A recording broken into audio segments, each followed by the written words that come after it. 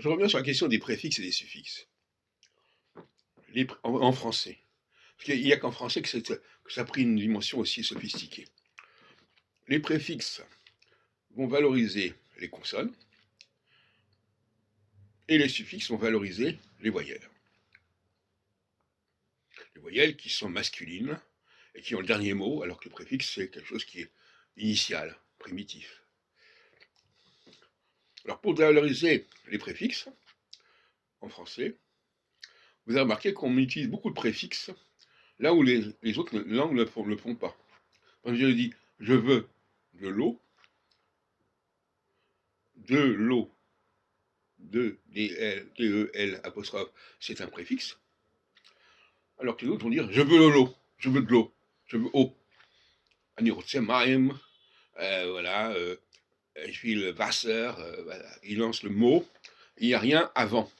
Et ces préfixes, justement, sont des chevats. Ce sont des E, des, de, le, voilà. Et le chevat est voué à disparaître, à s'occulter, à être silencieux, ce qui fait qu'on a des formes consonantiques, gle, je veux, qu'on n'a pas dans d'autres langues. Et pour la suffixe, c'est pareil. Le suffixe à la française, c'est notamment la diphtongue.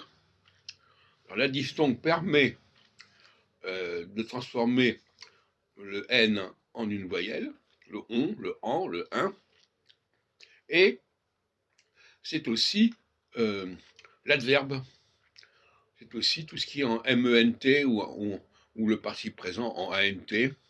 Tout ça, ça fait de la vocalisation, hein, ment, voilà, en. Et quand l'anglais emprunte au français, il ne respecte pas ça. Au lieu de dire le président, il dit the president. Et president, il fait sortir le T. Alors qu'en français, le T disparaît en suffixe.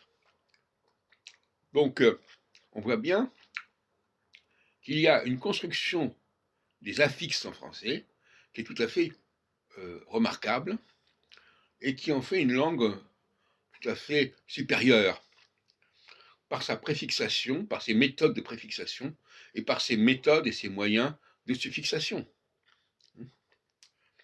Par exemple, l'anglais, nous on va gouverner, on va dire gouvernement, et bien les Anglais vont dire government. Donc c'est une erreur, c'est un contresens total sur le plan phonologique. Ça n'a pas de sens. De même que le français et l'anglais vont emprunter un mot, mais ne va pas emprunter les préfixes qui précèdent et qui introduisent le mot.